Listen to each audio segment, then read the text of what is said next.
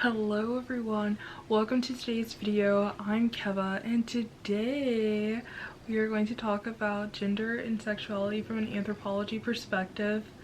So I have some notes with me on my phone and some in this journal, literally. I'm gonna start off with why I'm making this video.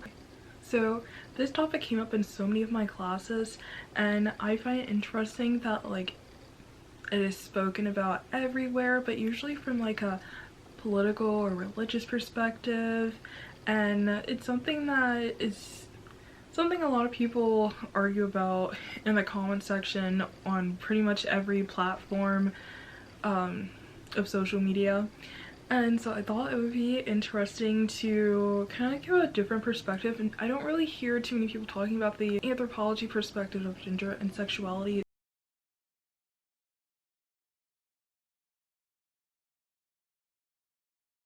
So in regards to nature, nurture, and identity, most information regarding sexuality and human sexual urges are researched from a psychological and generally medical perspective. So in some societies, sexual desires and orientations other than heterosexual are seen as normal.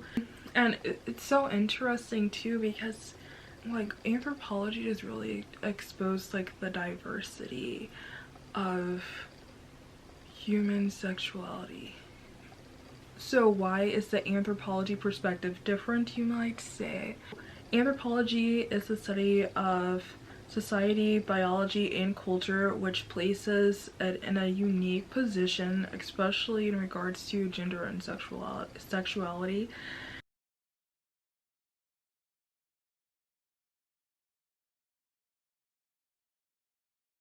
So now we're going to get to the vocabulary. I don't want to make this video too long. I'm just going to like look through the notes just to make I wanted to like make it as clear as possible and as simple as possible because some of these terms kind of like sound similar. Let's start with cultural construction. So cultural construction suggests that a person's understanding of the world or view of the world is a part of a tradition. That tradition will construct meaning on the natural world, imposed meaning. But here's another definition too. So the idea of what is man is actually a cultural understanding based on a culture or a society.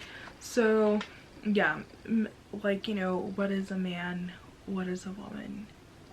That is like a cultural understanding because those like perceptions can vary differently, especially in regards to what is considered natural, which goes back to that imposed meaning that the other definition had, which they're the same definition. I just prefer the one that's like the one sentence one. So in regards to like, so cultural construction is the idea of what is a man and how it is culturally understood based on a culture or society. Some people actually confuse this as natural, but it is actually culture.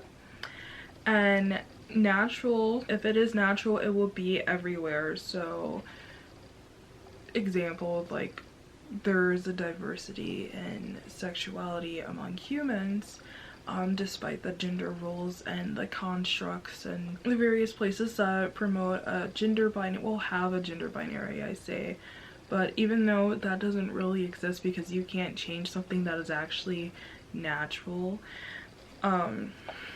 despite how many laws and whatever else you put in place. So anthropologists actually look at multiple societies to see if something is natural, which is actually super cool in my opinion.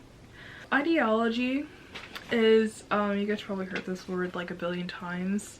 It's basically like the lens that you view, the lens or lenses that you view the world from. So basically your worldview.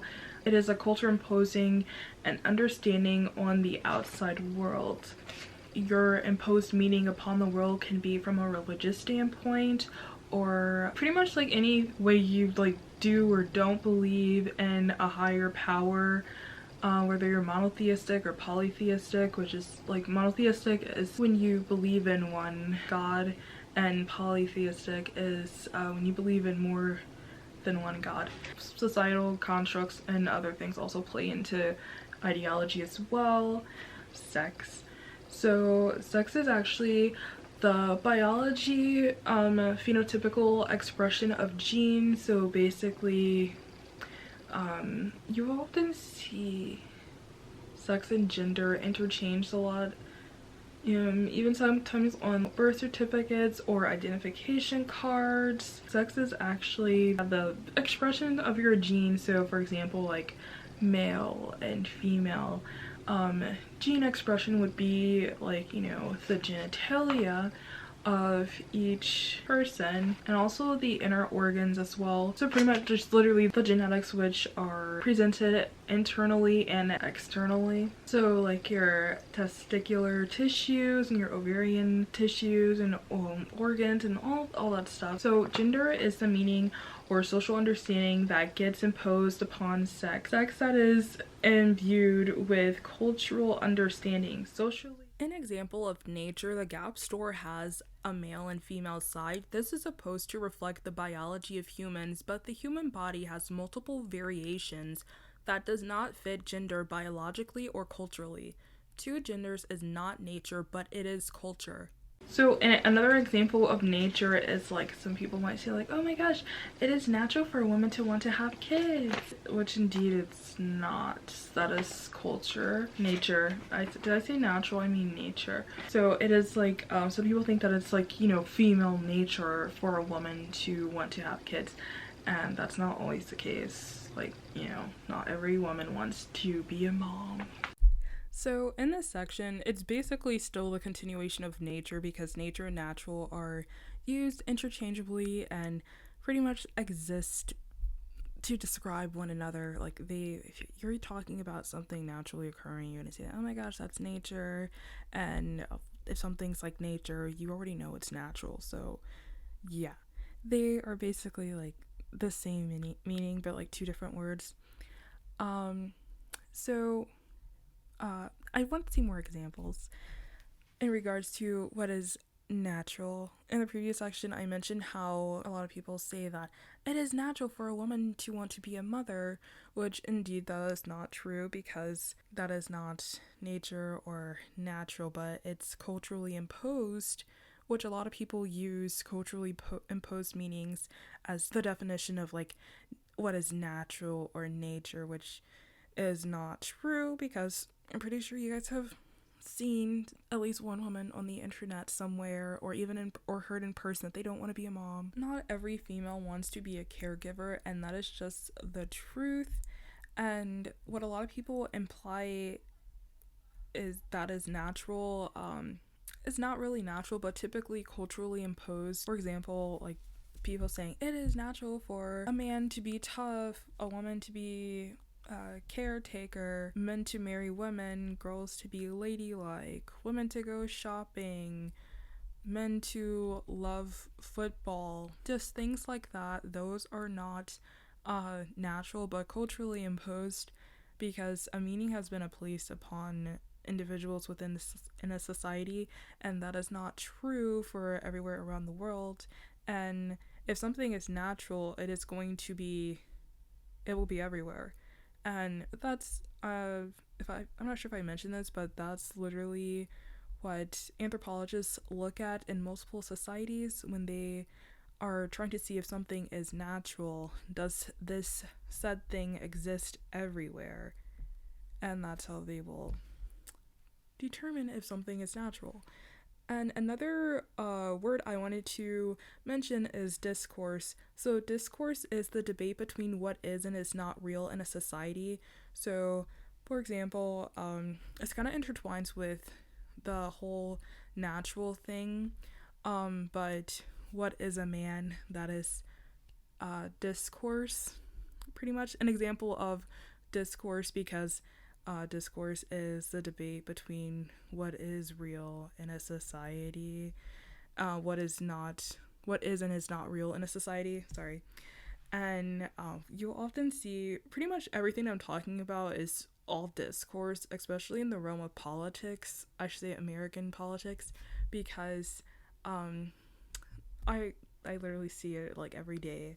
Someone having discourse in regards to sex, gender, ideologies, like just everything. So also too, I'm not sure if I said gender yet, but gender is actually a social rule that is imposed on sex and the learned cultural and psychological expectation that literally goes along with gender, because the social role is imposed upon sex and the learned cultural and psychological expectation. So when you are tiny, you probably, when you're a kid, like nobody really knows like the difference between a boy and a girl. Like you're just like, oh my gosh, that's a person, I'm a person, we're tiny people, we're kids. That's like what you think, that's what you know. I know a lot of times a lot of people actually got confused, like when I remember like the daycare that I went to, like they had like a Minnie Mouse and Mickey Mouse store. I think I was, I don't know if I was like 3 or something, but I was like really small. And sometimes some of the girls would accidentally go into the Mickey Mouse bathroom, and sometimes like they would say like, oh my gosh, like it's okay, like if the other bathroom was full. But if it wasn't full, then like some people would actually get in trouble, which is really weird, because it's like, okay, one day you're telling us that we can go into the Mickey Mouse bathroom, but then you're telling us that we can go into the Minnie Mouse bathroom, and then if I go into the Mickey Mouse bathroom next Thursday, it's a whole issue. Like, you know, it's like so weird. This next part is actually female sexuality, and so the sexuality for women is typically restricted around the world. So you can pretty much see this everywhere. There's lack of female leaders pretty much, and even female religious leaders as well, unless a man was graciously kind enough to allow more female leaders. There was only about like one society that we learned about that actually ruled, like the women were the rulers, and they would like bring in the men to do like, you know, the more, I guess you would say, more masculine things. I don't want to go into too much into that because I didn't really brush up on my notes for that, but I'm just gonna keep it there. Okay, so sexuality for women is typically restricted around the world, and anthropologists are typically men, so there was like lack of female anthropologists, so which is why when you study anthropology, you'll just notice that, like, you know, you're gonna see more of like Franz Boas, and like that's like the only name that came up to my mind, and like other male anthropologists, and you start to see a little bit of female anthropologists later, but yeah, it really just depends. So the female sexuality is so interesting because the way that people view sexuality is so different. So there is the is it dome one moment, let me like look this up. I think it is the Dahomey tribe, so it's spelled Dahome.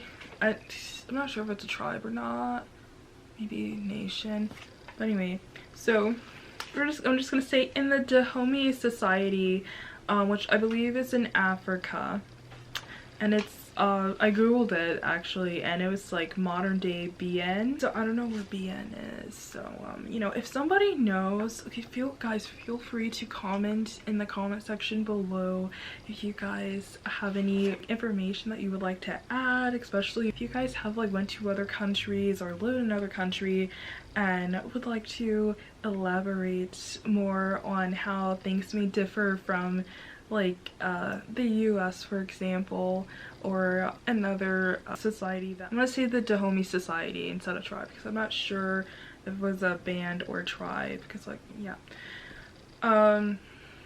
So a woman is/can be a female husband, which the relation is not really sexual, but for example, they allow for, I believe it's called like a husband bride. So basically, a woman can be married to a man, but she can go and pay the dowry to have a wife, so she would be like the female husband in a way, and she would like pay the dowry to repay the family. So basically some women in the Dahomey tribe, they would actually do this. Like, for example, if they can't get pregnant, they'll go and husband another female to have a baby for them. So yeah, but like she won't really actually have any like intimate relations with what that she's getting. Okay, but also it says that okay, by the way, these weren't really from the textbook. These are actually from like the video that we had to watch, because this class was online slash in person. At an adolescent age, the females will discover and learn about their sexual bodies with one another in hopes of marrying a man one day. So that's also something that's very interesting, because I was like, So the 19th century Chinese silk workers were a part of a patrilocal society. So patrilocal means after marriage they will settle in the husband's community or you know, town. So basically like where the husband is from or lives. So being a 19th century Chinese silk worker was actually a way better option in a lot of women's opinions, I should say, because being a part of the patrilocal society, all of the burdens get passed down from the mother-in-law to the daughter-in-law, and a lot of women just didn't see, I don't want to say a lot of women because I'm not sure about the exact number, but some women actually found that it was more beneficial to be a Chinese silk worker and work in the factory instead of marrying a man and not having the freedom that the being a Chinese silk worker offered for them. So there's like a little picture right here if you guys can see. Oh my gosh, we don't have time for that. Okay, so you guys can like kind of like see like right here that the triangle is a male and the circle is a female, and the burdens get passed down to the wife of the woman's son. So the mother-in-law passes down her burdens to her daughter-in-law, which is another reason why they formed anti-marriage sisterhoods. So this is okay. Well, so this is like the two, sorry guys. So it's like the two, it's not two, but the three circles right there. So basically, around 3 females will combine household incomes and stuff like that, and pretty much be married. And it was so funny because like a man actually was on TikTok. I forgot who's this guy, but he makes a lot of really interesting content about guys and like how to not get played. And so he stitched this other guy's video, and he was saying basically that he's looking for another man, like no like sexual like, you know, relationship, but just another man to combine finances with. And pretty much just like he wants a brotherhood, I would say. So but I don't think these women don't get married, but I think the guy was talking about like getting married to a man just for like, you know, the benefits. Because yeah, honestly, that TikTok, if you guys know what TikTok I'm talking about, like maybe like share the name. I have to go back and find it. I'm not sure if I'll see. In regards to anti-marriage sisterhoods, working in the factory gave women financial freedom, and marrying a man took away from that freedom. So 3 incomes and freedom from the harsh life of marrying to a man was more beneficial in the eyes of women who have chosen this route compared to the potential burdens that they would have inherited from their mother-in-law. Welcome to the male sexuality portion of the video. This section is actually going to be a little longer compared to the female sexuality portion, because I believe I mentioned earlier in this video that anthropology was dominated by males, so that means most of the ethnographic studies were completed by men on men, so there was a lot more information regarding male sexuality. In regards to the various perceptions of male sexuality, in the USA, two men having intercourse is seen as a homosexual act, while in Mediterranean countries such as Greece and Turkey, the male who is receiving is considered homosexual, but the man that is the penetrator is just a man acting sexually. And in Brazil, it is easier for one to be a post operative transsexual male and live life as a woman and be celebrated versus living as a gay male because homosexuality is highly disregarded. So, in lecture, one of my professors actually mentioned this society that believed male sexual fluids were the life force and that another, like, intercourse with being with another man was like being with your equal, and being with a woman he could lose his life force basically. And I believe this might be actually be the Atoro Society. I believe this is the society that also believe that if when they I don't know if I can say that one word, but do their male release during intercourse, you guys know what I mean. That being done with another man is because he is an equal to another man.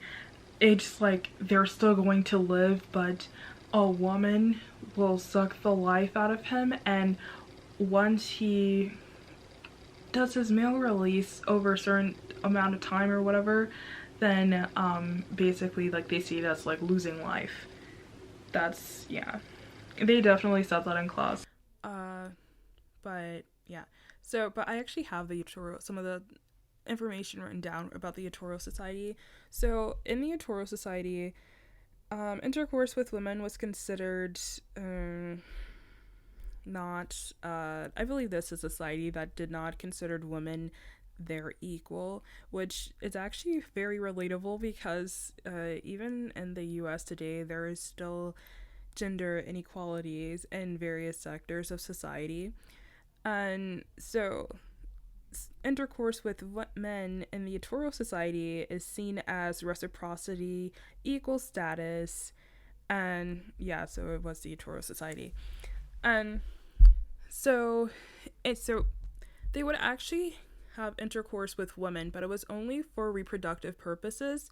Also, too, this is more of so like the same sex intercourse is more of done as a ritual, and the society also has an age grade system. A lot of societies that we learned about that were like bands or tribes, they had an age grade system. So an age grade system is kind of like basically like, you guys know how when you're a kid, like, you know, first grade, I believe it's like you're 7 or 8 years old when you start. It's basically that age grade system. College age, you're like typically 18 to 22. So the Azande Society and the Zambia Society also had age grade systems. I believe pretty much every society has an age grade system, because there's, as I mentioned, with like the whole like school age example of like how you're in first grade at a specific age, you're always in each society. There's pretty much something that you're doing, whether you're a warrior or a farmer at a specific age. So I'm pretty sure every society has that in some capacity.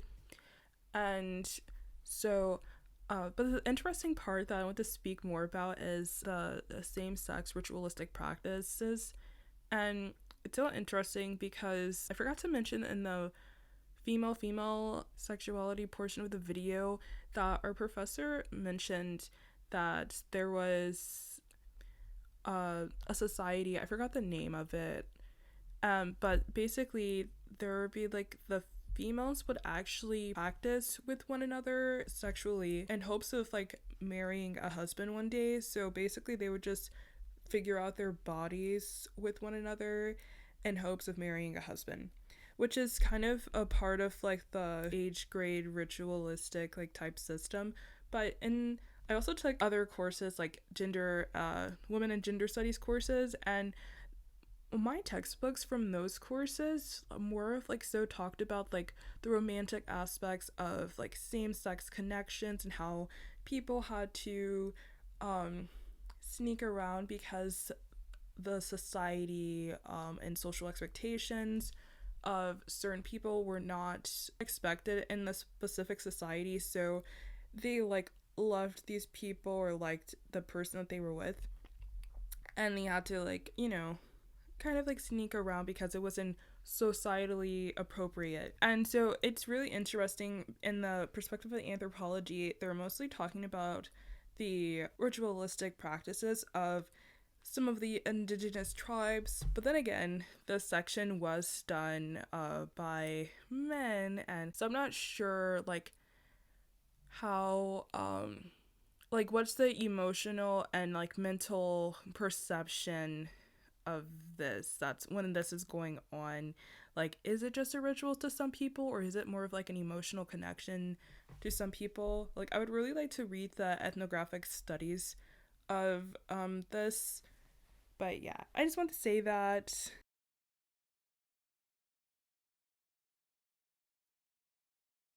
interesting information we learned about other societies. That's what this section is.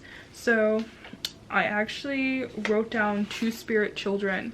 So two-spirit children, you guys have probably heard of it, like intertwined with like modern day LGBTQ terminology. It wasn't always used as that, and it's actually kind of like there's like controversy around it being used interchangeably with the LGBTQ community, because it wasn't really seen as that until like, you know, Christianity, which is literally down on the note. Christianity has popped up so many times in the ethnographies that we've watched, and like people will literally be in the middle of like nowhere, and it's just like, how do they know about Christianity if they live in the middle of nowhere? Because most people, and I see that most people are kind of like spiritual or have like some like divination practice. It's more of like, you know, they kind of like believe in the ancestors, and they're just very spiritual and kind of like do things intuitively, versus like, you know, religion, which is structured, because there's, especially Christianity, like there's so many branches, like so many. I didn't even know there were that like so many branches until I applied to, what was the school? I called it the Zoe 101 school. It's Pepperdine. Yeah.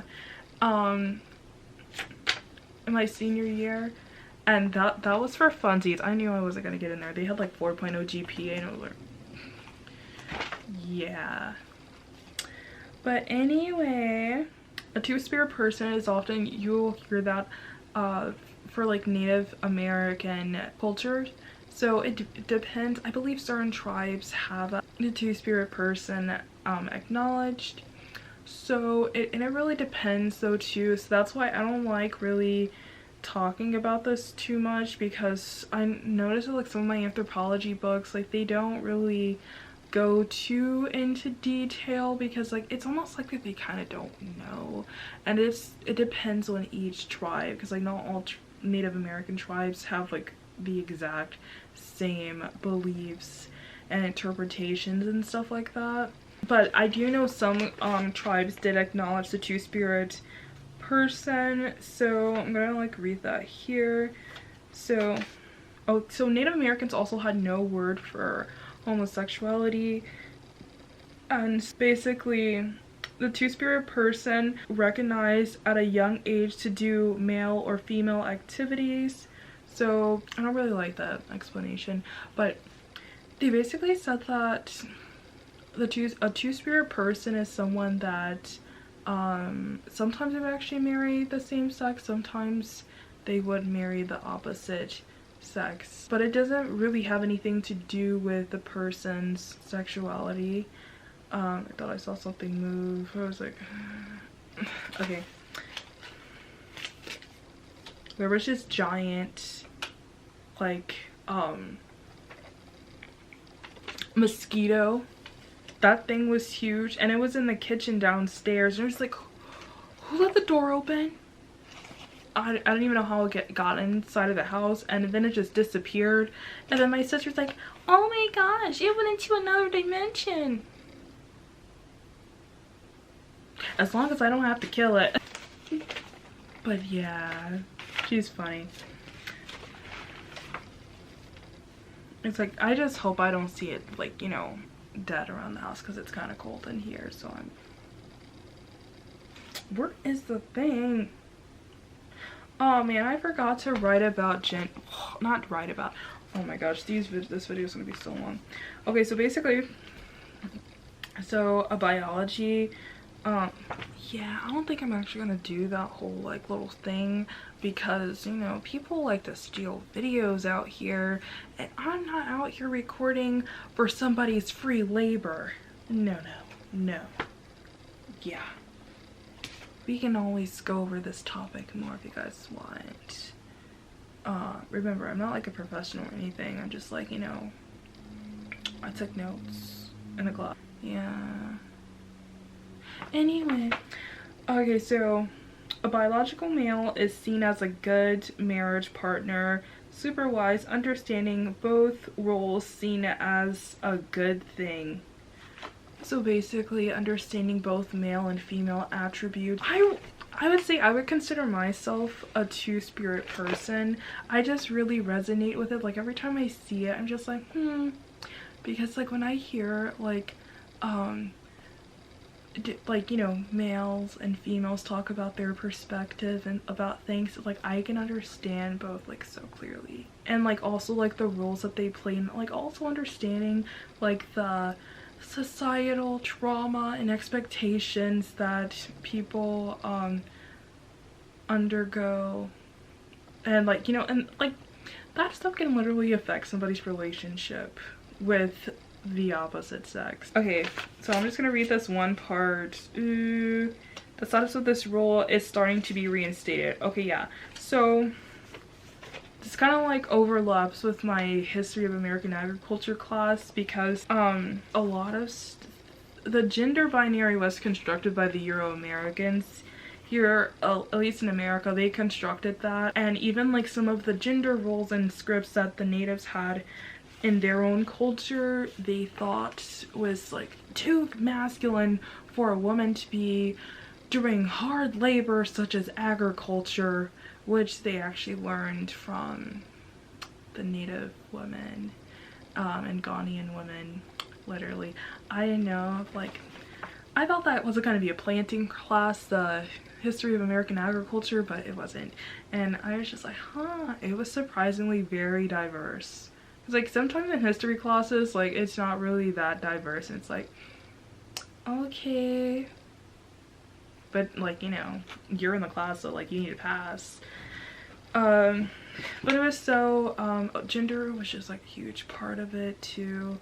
It was just like amazing. But like gender and sexuality is very important though, but it's just so shocking how people, not just, I don't want to say people, but like certain things that have been set in place like long before people, like, you know, well, at least we all that are alive today were born, in regards to like religion, laws, because like there's some places that are like where I guess same-sex relationships and even like interactions in general regarding like, you know, romantic are illegal still. And just like, you know, not everywhere is safe for people to be. Yeah. Okay, but Christianity imposed on Native Americans. Oh wait, no, oh my gosh. Okay, so sorry, I'm jumping around. So okay, so yeah, the gender binary structure was actually imposed upon the natives by, not even just the natives, but pretty much everybody. It was imposed by everybody in America by the Euro-Americans, because, okay, so for example, okay, not for example, but farming, we see it as a masculine activity, and typically you usually see a Caucasian American man, or imagine a Caucasian American man farming. That's the modern day picture, but before it was actually a female activity. In Native American society, it was actually a female activity, and the women would actually stay on the reserve and did I say reserves? But stay on the on campgrounds, I should say. Reserves, but basically they would stay in the area that they were settled in and take care of the kids and also like do the farming, and the men would go out and they would kind of help around too, but like they would mostly be off hunting and like getting firewood and like other materials from nature. And also the profit over everything mindset, also the Euro-Americans, which is so interesting because apparently, oh my gosh, the description of how beautiful like the irrigation systems were. They even spoke about how Ghanaian women were over here in the US too, like in the early days of America, I guess. But it wasn't really America. It was like the point when it was still like kind of like two societies battling because the Euro Americans needed someone to teach them about the land. I personally think that people were being set up to get, you know, unalive, because how are you sending people over to a foreign land? Nobody knows how to farm it, and then you're just banking on, oh, I hope somebody shows me. In regards to sex and gender, sex differences are biological, and gender encompasses all of the traits that a culture assigns to and instills in males and females. So, gender refers to the cultural construction of whether one is female, male, or other categories a specific society has. Honestly, guys, I'm gonna move to a different setup because I don't like this right here. And this video is like, it's important. Did I really just say that like that? It's like, this video is like highly important because it's like, you know, very important.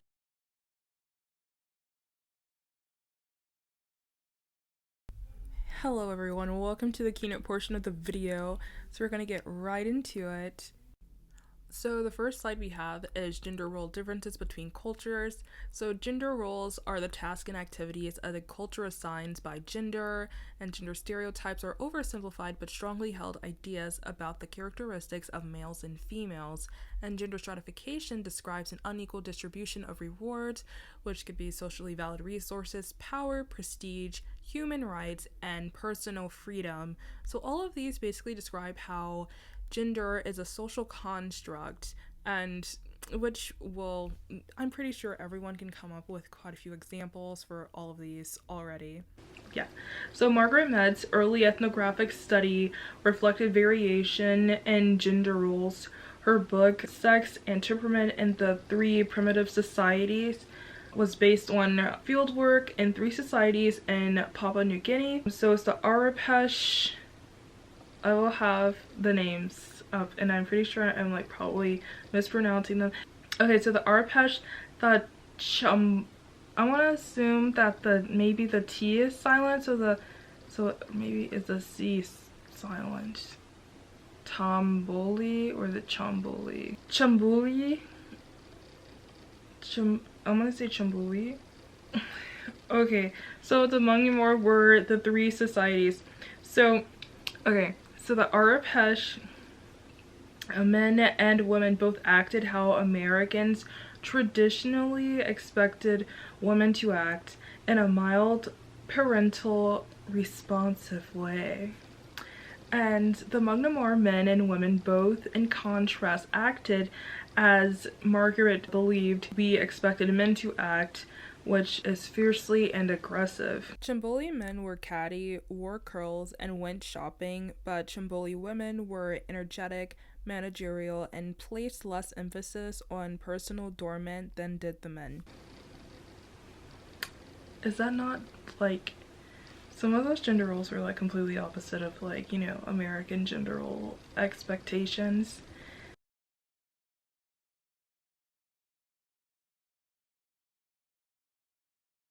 Social construct of gender. Gender is socially constructed, and societies may recognize more than two genders. In contemporary modern day United States, individuals may self identify using labels such as transgender, intersex, gender fluid, and transsexual. Although these labels contradict the dominant male and female gender distinctions. Intersex is pertaining to a group of conditions reflecting a discrepancy between the external genitals and the internal genitals. The causes of intersex are varied and complex. An XX intersex person has the chromosomes of a woman and normal ovaries, uterus, and fallopian tubes, but the external genitals appear male. This usually occurs when a female has been exposed to an excess of male hormones before birth. An XY intersex person has the chromosomes of a man, but the external genitals are incompletely formed, ambiguous, or female. The testes are normal, malformed, or absent. A true gondola intersex person has both ovarian and testicular tissue. The external genitals may appear male, female, or ambiguous. An unusual chromosome can also be the result of intersex. The combination can be X0, XXY, XYY, and XXX. In the last three cases, there is an extra sex chromosome, either an X or Y. These chromosomal combinations don't typically produce discrepancies between the internal and external genitalia, but may cause problems with sex hormone levels and overall sexual development. Transgender is a category of varied individuals whose gender identity contradicts their biological sex at birth and the gender identity that society assigned to them in infancy. Individuals affected by one of the biological conditions previously described often see themselves simply as male or female rather than transgender. Individuals may become transgender when they feel their gender identity contradicts their biological sex. Feeling their previous gender assignment was incorrect, they assert or seek to achieve a new one. The transgender category is diverse.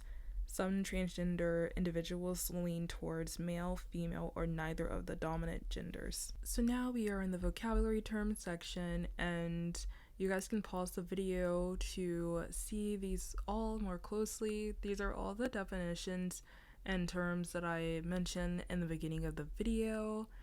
And if you even made it to this far, thanks for watching, and I will see you all next time.